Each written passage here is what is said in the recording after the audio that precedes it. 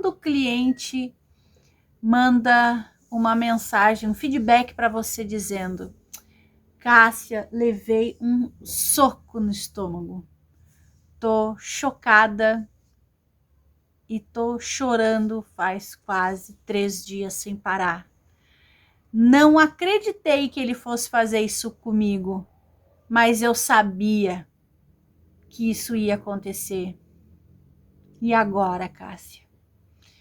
Esse é o vídeo de hoje do E aí, Mona. Vamos rodar a vinheta e vamos conversar sobre isso e ver se isso não aconteceu já contigo.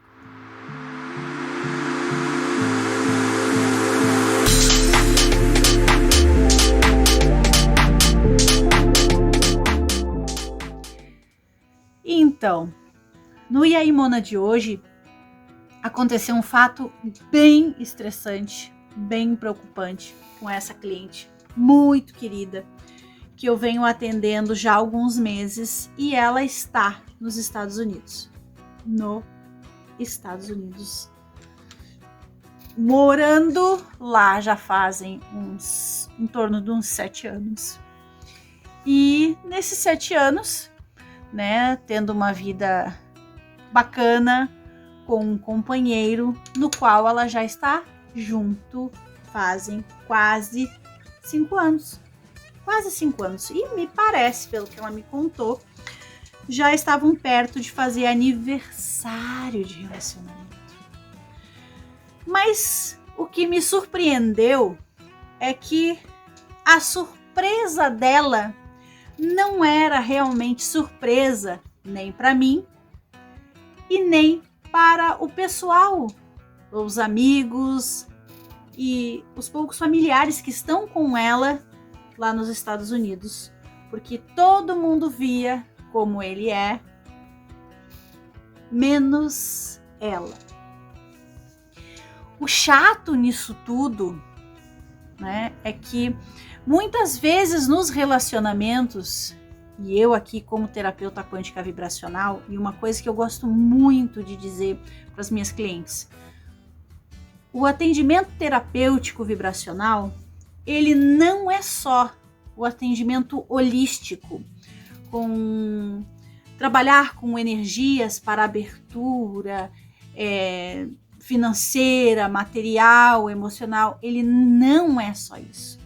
Ele também se baseia no conhecimento do caso em particular da pessoa, do histórico sistêmico familiar que existe em nossas vidas, da nossa família e de como essa família colaborou para o nosso modo de viver atualmente, lidando com as nossas carências, com os nossos medos, com o nosso julgamento e inclusive influenciando ou não as nossas ansiedades, depressões. Isso tudo tem um fundo muito importante que a gente precisa ver sempre com muita responsabilidade.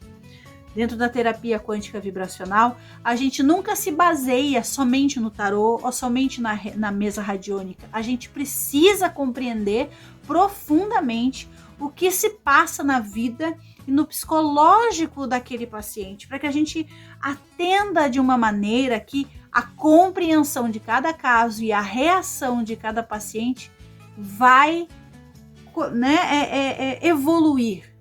Muitas vezes a evolução de cada paciente é um pouco mais demorada. Às vezes é um pouco mais rápida, porque depende muito de como a pessoa está presa ou quanto ela aceita dentro das crenças que ela possui. Sim, muito das coisas que acontecem conosco somos nós mesmos que podemos nos livrar, a decidir a decisão, nos libertar daquilo ou nos mantemos naquilo. E isso tem a ver com esse caso. Você imagina uma pessoa que teve uma vida muito batalhada, muito esforçada num outro país, né? Ela, todos os processos de documentação para estar no país, ela fez tudo direitinho, tudo bonitinho, vivendo organizadamente nos Estados Unidos, e se relacionando com esse rapaz americano, natural americano, há 5 anos. Aí ela me conta assim: Cássia, as minhas amigas, também brasileiras, começaram em ordem gradual a serem pedidas em casamento pelos seus parceiros. Ficamos tão felizes de ver todo mundo, todas as amigas casando e esses parceiros dando a essas moças, óbvio, naturalmente, a documentação do casamento para que elas tenham a cidadania. Ela, na realidade, ela nem estava preocupada com a questão da cidadania, porque ela já estava com os vistos todos em dia e já tentando, né, procurar a sua cidadania, entrando com advogado e tudo mais. O que foi surpreendente é que ela vive com esse rapaz americano e ela, dentro desse relacionamento com esse rapaz, seu sistema de carência, ela, com a carência dela, o medo de ficar sozinha, começou a aceitar o comportamento tóxico que a deixava durante muitas vezes naquele convívio de 5 anos em dúvida. Mas como eu quero me casar, eu quero ter alguém para não ficar sozinha, você acaba aceitando as grosserias, as faltas de cavalheirismo, de romantismo, muitas suspeitas de traição. Mas aparentemente estavam todos bem, estavam ela fazendo terapia comigo, né? Está fazendo terapia comigo, e ele fazendo terapia também com outra pessoa, e em conjunto estavam bem, estavam tranquilos e começaram a participar dessa evolução da vida dos amigos em comum. E no casamento dessa última amiga que casou, ela olhou para ele e ele disse, daquele modo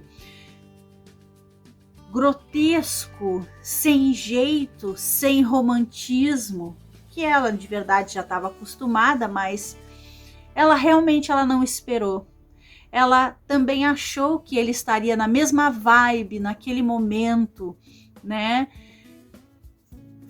Ela perguntou, olho com olhar, né? Naquele casamento. E nós? Será que não poderíamos estar aqui? E aí ela teve coragem de perguntar. E agora? Podemos ser nós os próximos, não é? Ele foi tão indireto, tão frio quanto ele pôde ser. Eu não me casaria com você por um documento. Eu me casaria com você por amor. Foi como ela disse, e até eu ter ouvido isso, né? Porque ela me mandou um áudio. Eu fiquei chocada. Eu digo, mas poxa, já são 5 anos juntos. Não existe amor aqui da parte dele? E ela não perguntou pelo documento. Ela perguntou sobre o laço, sobre oficializar a questão. Não é mesmo? E ela se sentiu ali, perdida, sem chão. E retirando essa questão do documento, que ela já está com o documento em andamento, o que você faz quando você ouve algo assim, de uma pessoa que já é assim, e você, de verdade, vai colocando a sujeira emocional dele, o comportamento dele, você vai anulando a realidade, você vai tirando da sua vida o que ele é para que ele não vá embora. Aí, de repente, ela, naquele momento, como se uma prateleira tivesse caído, os livros, os arquivos, todas as memórias das coisas ruins que ela viveu com ele, veio à tona. E a grande pergunta, ele me ama? Ele realmente me ama? Ele está aqui por quê? O que eu sou para ele? E aí, a verdade fatídica.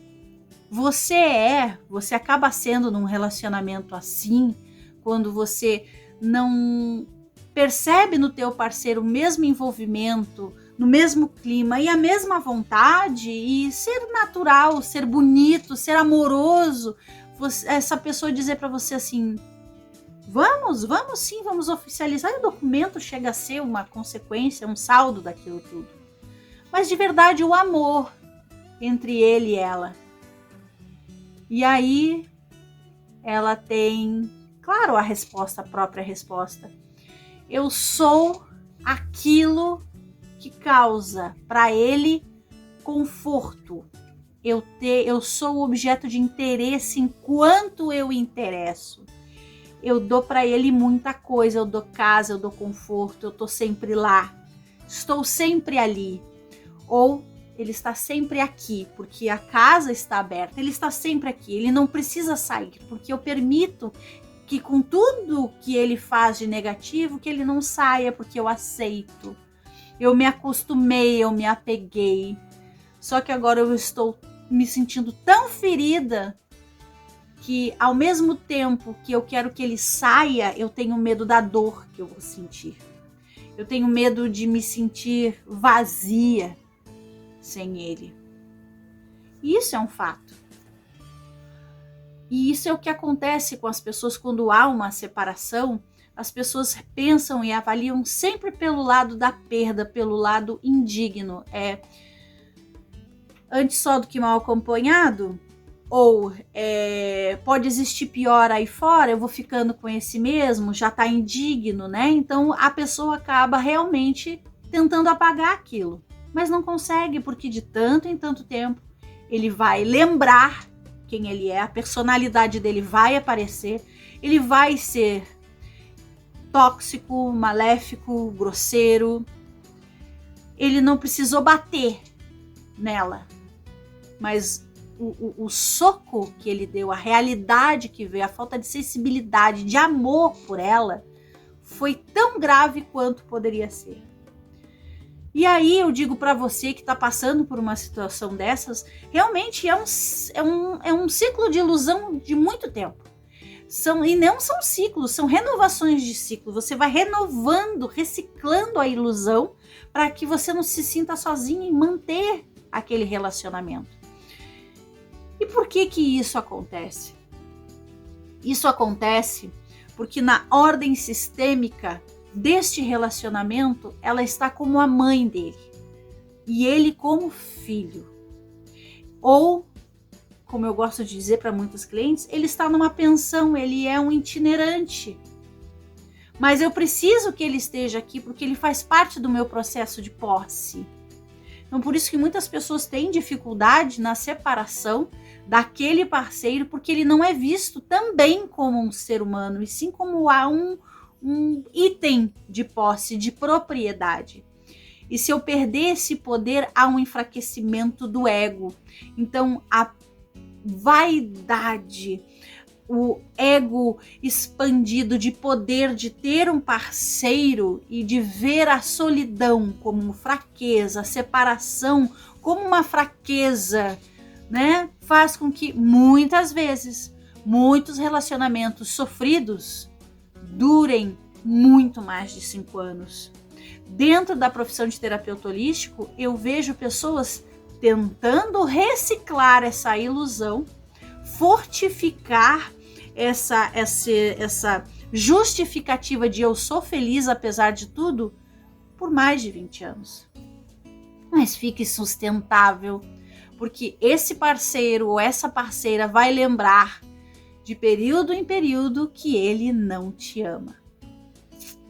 Mas quem deve se amar de verdade nesse relacionamento é você, que está sendo agredido em pleno casamento, perdendo a oportunidade de também fortalecer o amor.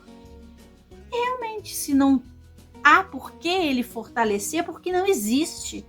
Ele sim está tirando proveito dessa companheira, dessa cliente, dessa pessoa tão querida, tão amada, porque ele não se sente seguro, porque ele não quer dar um documento. Que documento? Ninguém falou em documento. é amor e, por consequência, obviamente, no legalizar a condição, né, porque precisa ser legalizado, isso viria como um prêmio, como um cetro de evolução amorosa, como a base fundamental do amor. Então, será que não é a hora de buscar um relacionamento que edifique o relacionamento e o amor entre você e o novo parceiro? Porque de verdade, antes só do que mal acompanhada. Porque ter alguém no intuito de desejar um amor, um possível amor, uma ilusão amorosa, causa muito mais dor, muito mais feridas emocionais do que a gente pode imaginar. Então pensa, será que você também não recebeu um soco no estômago por esses dias e você não está se iludindo que isso vai passar e ele é assim? Pensa com carinho, tá? Um grande beijo da Cássia Suzana. Se inscreve aqui no canal, ajuda essa página a crescer, compartilha esse vídeo com quem você sabe que está passando por isso e precisa de um conselho, precisa efetuar uma terapia quântica vibracional para lidar com essas coisas, essas ordens sistêmicas que precisam ser colocadas em ordem na vida e sair desse momento de dor. Um grande beijo, até a próxima, tchau, tchau.